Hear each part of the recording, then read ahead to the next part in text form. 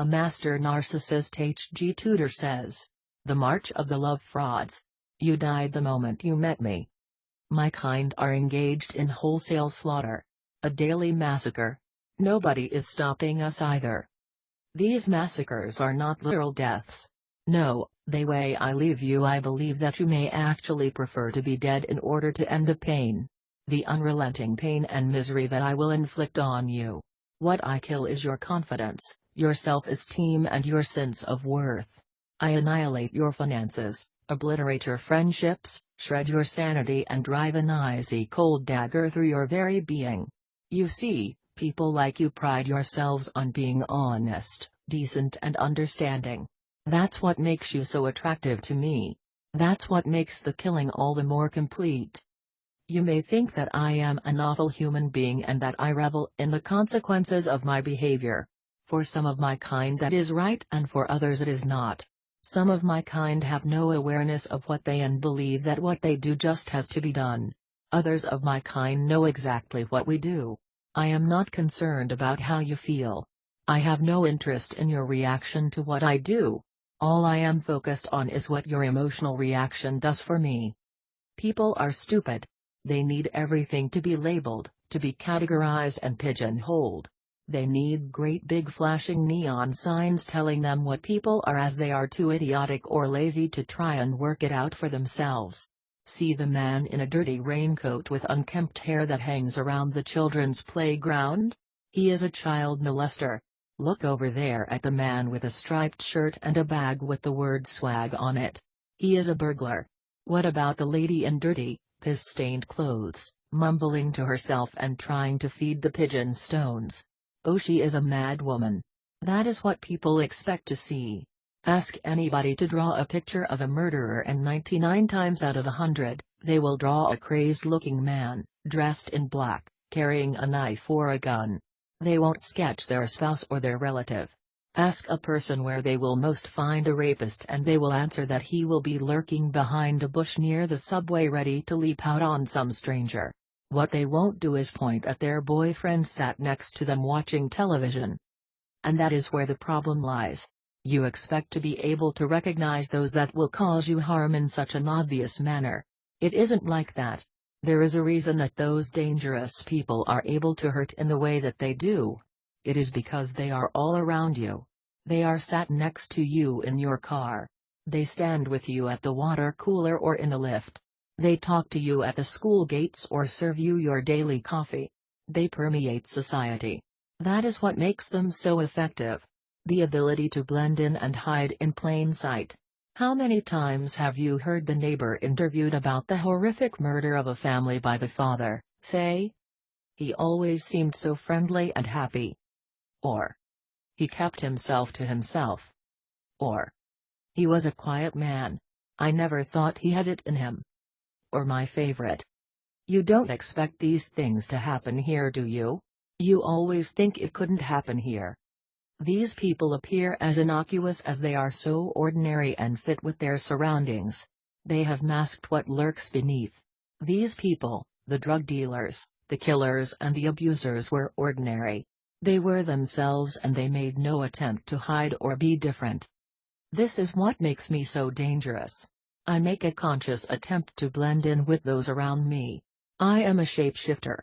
I take on the characteristics of my victims, mirroring what they love and enjoy. I become what you want me to be. You have always wanted to meet the successful business owner. I am he. How about the well-read bookish fellow who enjoys the theater and some amateur dramatics? I can be him as well. You just love people who have traveled extensively. Let me tell you all about my year-long world tour. Rock nut? Done. Singer? Do re mi fa sol la ti do. Family man? No problem. I will morph and twist into these ideal people, and in so doing I will slide my tendrils around you with insidious ease and pull you into the full horror of my world. You are not able to see me coming. I hide behind 1,000 masks.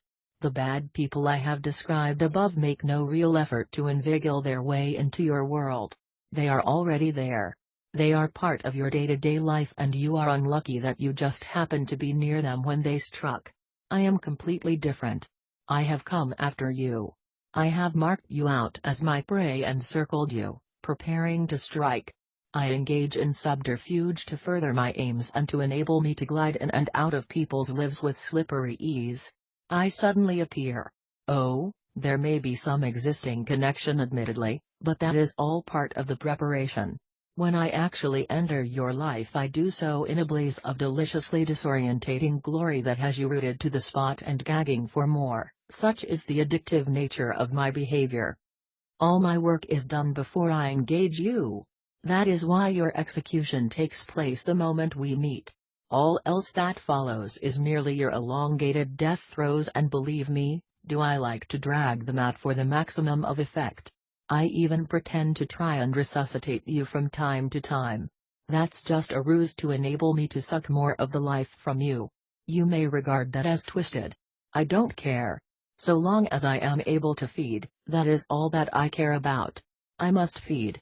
Each and every moment to try and satiate this insatiable hunger that rages inside me. I think that the hunger can be sated, but somehow, it never seems to be the case. Thus my killing goes on and on and on. Victim after victim piling up, and the beauty of it all is that I merely slip on another mask and melt away to find another unfortunate. I walk away leaving chaos and destruction in my wake, but I never look over my shoulder. Should you fear me?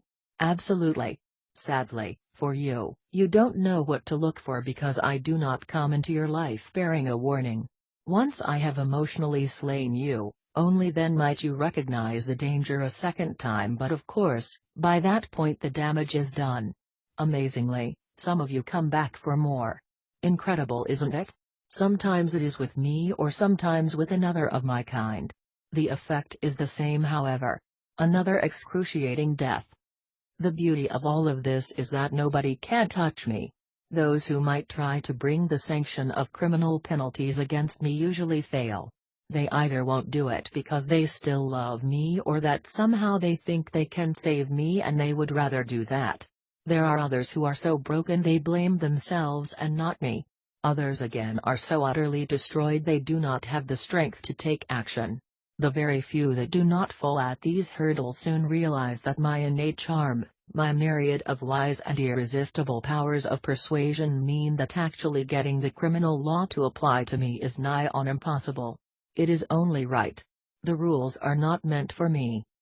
All of this means that next to nobody recognizes my kind when we first choose you.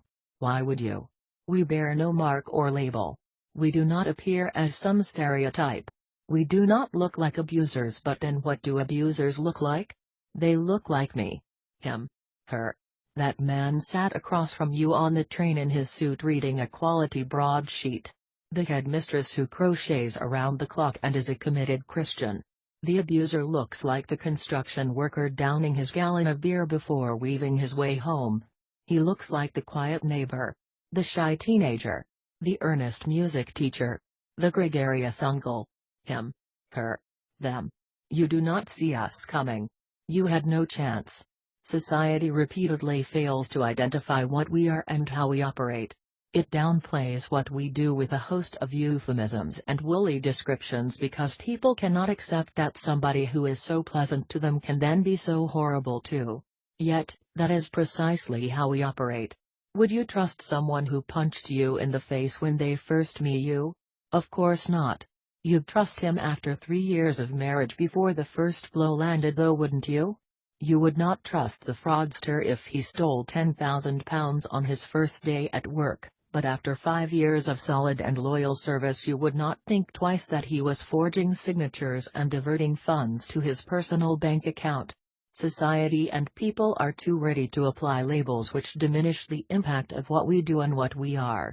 You can attest to the horrendous damage that we do. You know better than anybody else of the impact that we have, and yet you have to listen to people talking about how he is misunderstood, under pressure, not normally like that, must have been provoked. These well-intentioned people cause considerable damage as the ignorant apologists for the carnage we unleash. Now you know what we are, you can identify us with ease. You can now think back to all the people you have interacted with, and now you see us as if we have been daubed in bright red paint. your colleague at work, the difficult customer, your mother, your brother, that friend who upset you one week and then fawned over you the next, the lovers, the celebrities, the politicians. More and more of us are identified by you, and yet still we are able to do what we want and move on to the next unsuspecting victim. Society does not identify us. Society does not understand what we are. Society is utterly ineffective in tackling us. Our numbers are growing, and our devastating impact on the lives of all those we entangle, and it is never just the one person, is it, grows, but what is being done? Do the politicians know us, save when they look in the mirror? Do the police officers understand what we are? The nurses? The social workers? The judges? The court-appointed psychiatrist? The jury? The neighbors? The teachers? The local government officials?